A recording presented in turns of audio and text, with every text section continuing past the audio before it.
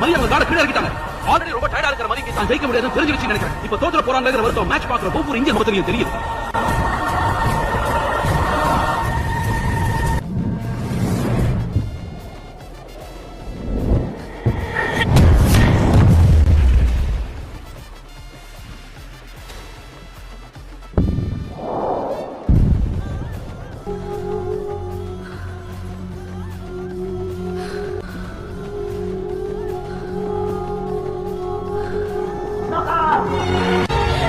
The winner by a knockout and the new world champion in the lightweight.